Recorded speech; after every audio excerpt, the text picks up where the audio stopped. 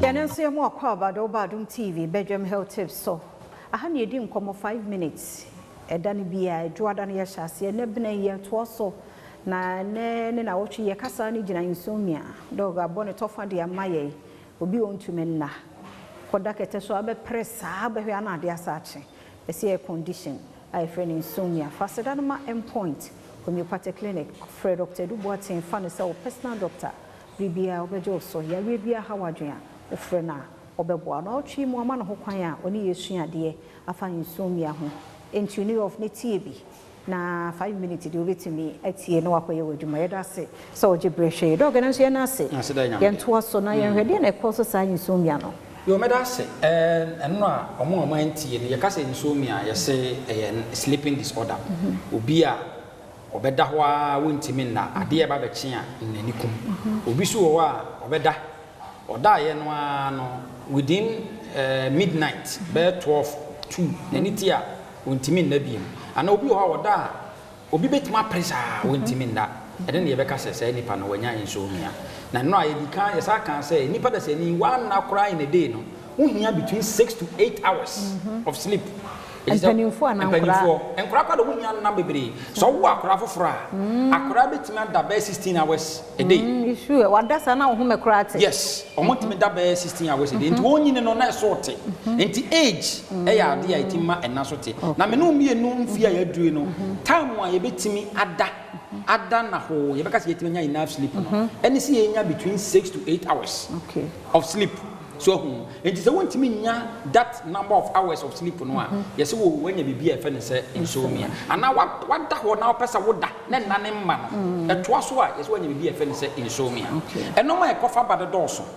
obi wo wa ade e coffee ni insomnia e ba no e yo no an lifestyle time or dida etutu sisi obi wa na obeda 8 watch na obeda 12 ade e chi obeda or said there need specific time or specific time I done one. You will be a disturb on piano. You will be circadian rhythm. Hey, anybody say any war clock. It's anybody say any be a woody maybe able who say. So solid 8 o'clock one. So what time was at what time 8 o'clock one. Oh yes, I didn't know. I bedroom maybe tuning off the time no. Now we die alarm no. E bebo 8 pepe when you better. When you better. In Chawano kra, ti se me say be e bebo 8 kra na mada. Ti se me pie bi na ekobo mi 8 a. Wo se na maniku. No maniku. Eti wona bia no wo clock. Na adwen no ma se ma adwen ne sa. Sanity. Enti obi wo wo disturb wona bia na clock no. Enne 8, watch na 12. Anyway, in just anu a say nipa na butu makonya bibia fe no say insomnia ni bi.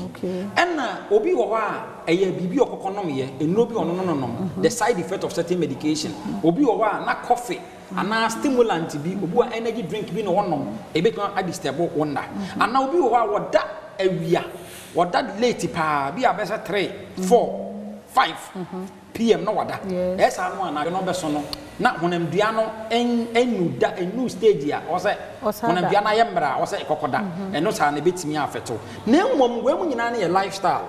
there a medical conditions here and insomnia ba yade a friend say diabetes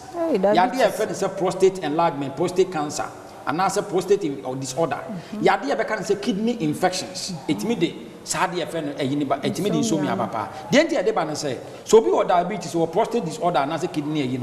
adwena obetuma jonso more and into obi betuma jonso be say 10 times as na ade a che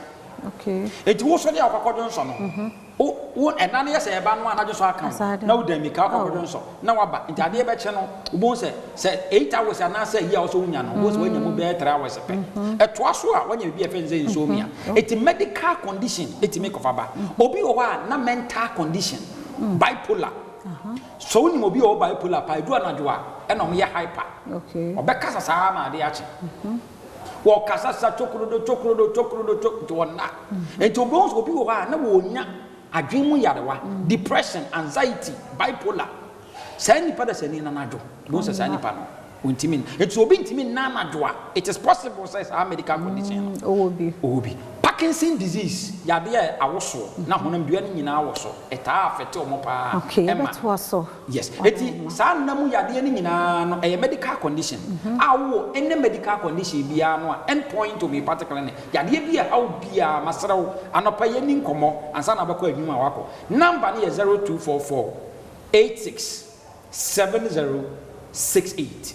0244 86 7068.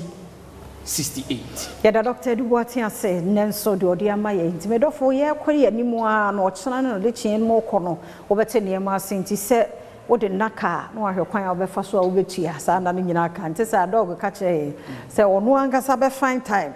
na wache wato ho e kwan be so a kan ye ho ochena ne number no 0244 867068 endpoint Homeopathic Clinic wonder romanti eni edi sankome ochena nkwan hode wo ho afia amankwa tamaklo bebesesha da se ye mokwa ba bie me ya Adom TV bedwam na o hwe ye da se omre na wadaje a wode ma ye nyame hira papa pa health tips no ene de na usua ye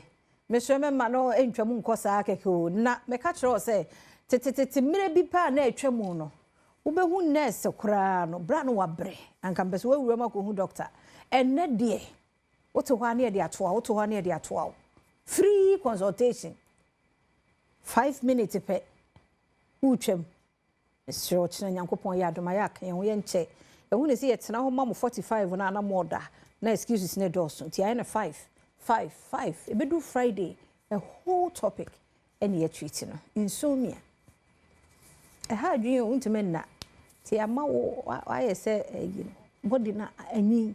eye na no awlake na misro da ene dog nko na wotwe mu ebewie no behu di nti a e wo so wo da ye nyina ye de naka bede no watua opportunity bia benya no dakakra so be da bewie na body na you refreshed, young and beautiful and handsome like a doctor I'm about to introduce. Wasi wenya say but me hwe na owa nini nti for Dr. Duboatin 0244 867068 ochina sabre ya sa kan ye ho na ya wie bia ha wadwen no one no edi enkomo medi afia amankwa tamaklo